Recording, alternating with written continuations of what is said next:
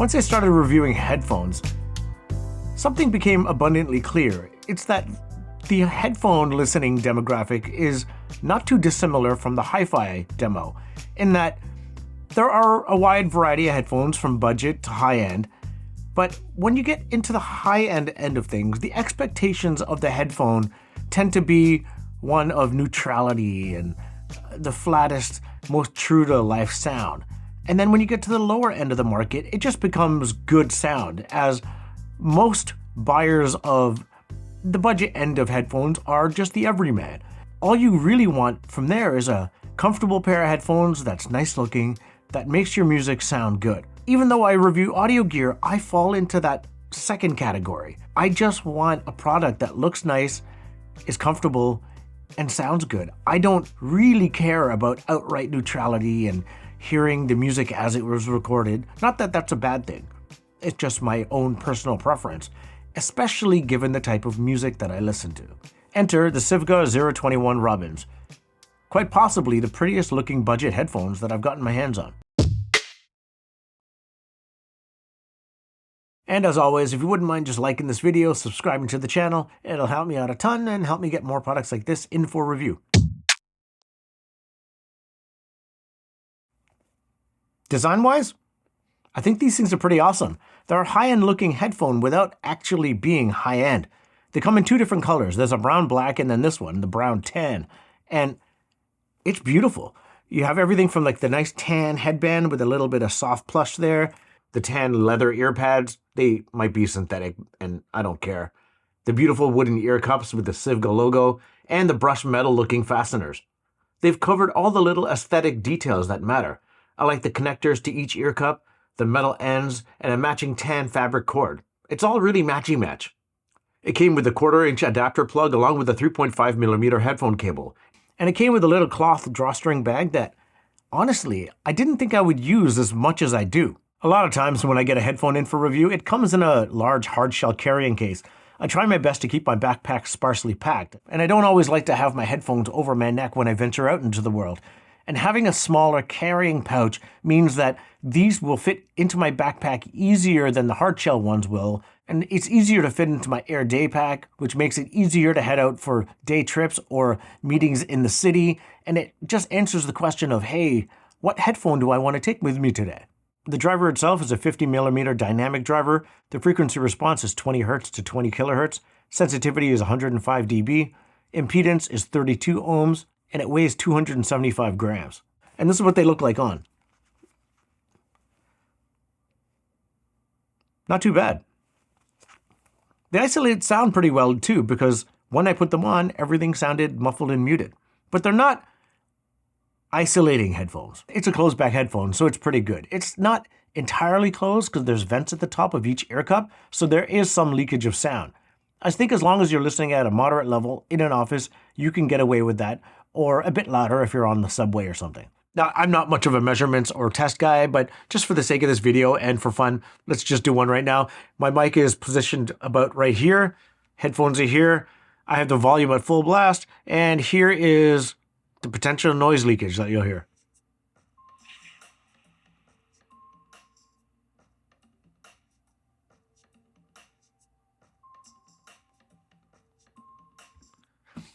So yeah, I could hear it. But that's at full blast. If I take it down to medium, okay, halfway.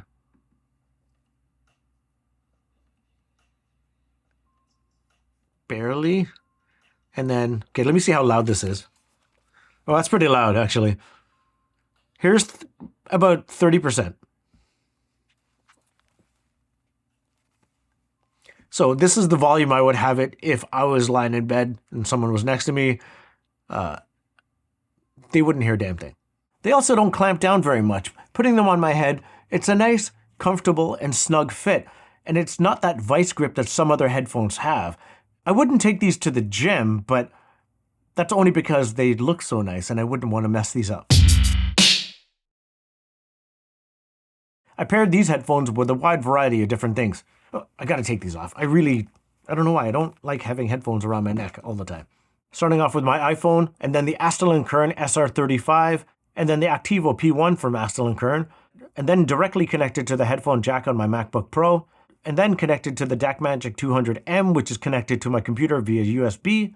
And then I even tried it out for the Sorta Hi-Fi podcast that I do with Carlo, connected to the Scarlett 2i2. That one's really old. And then I also tried it with the TIAC UD507 DAC preamplifier and headphone amplifier. It's completely overkill for a headphone like this, but it's set up in my living room, and that's what I tended to go with most of the time because it's there, and it did scale up equipment. But then again, this is a headphone that doesn't really need scaling up. Okay, so I know this is a review, but just so I get this part out of the way, this is a wonderful sounding headphone. It's actually the headphone that is my go-to headphone that I reach for over all others on a day-to-day basis. That being said, if you're looking for maximum articulation and the most neutral, detailed sound, this isn't the headphone for you. This is the headphone for everyone else that just wants a headphone that makes their music sound good. Like personally, I listen to a lot of electronic music, and because of that, a lot of the music that I enjoy doesn't have maybe as much dynamics, not in all cases, but as much dynamics as, say, live music or jazz or classical or folk or all the other music that I generally don't listen to day to day. And because of that, I don't require the most refined, articulate, revealing pair of headphones.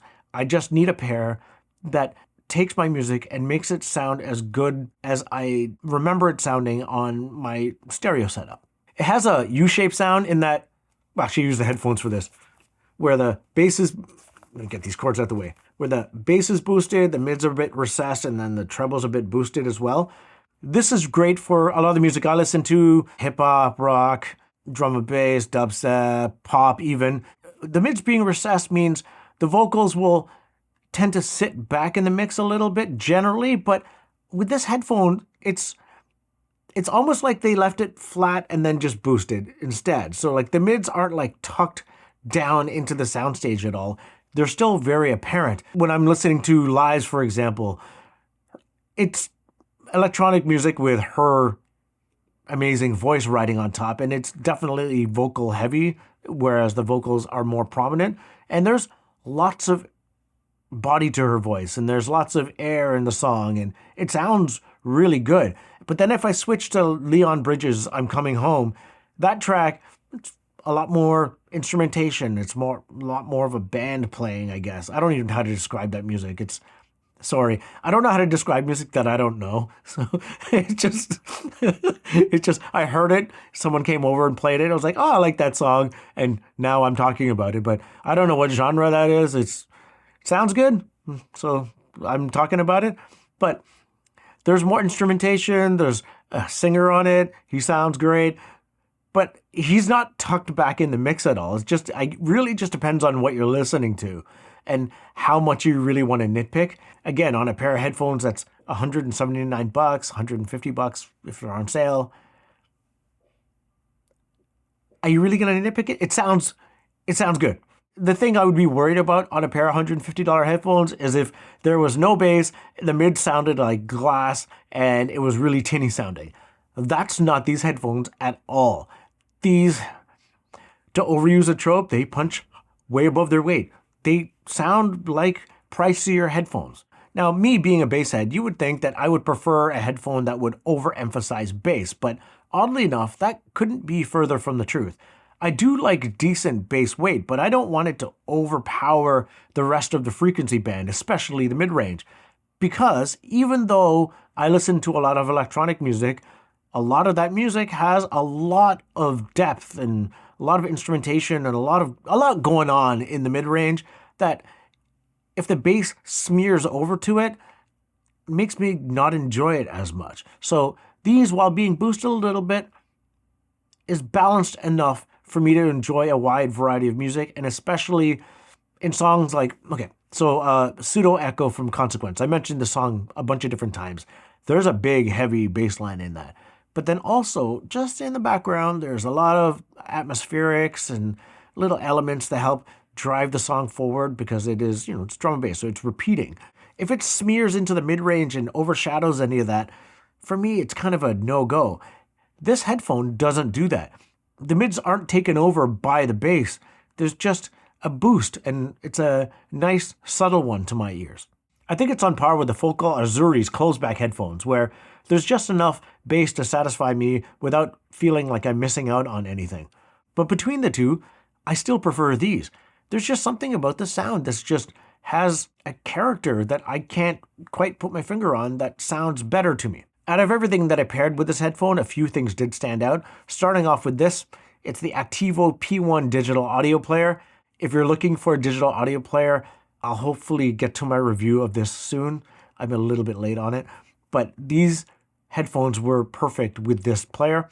I also really liked it connected to the DAC Magic 200M with the 1/4-inch cable connected to my MacBook Pro. It just had a slightly scaled up sound, and I felt like it played a bit louder than the Activo did. And then also the TAC UD507. I have it connected to the CXN V2 from Cambridge Audio.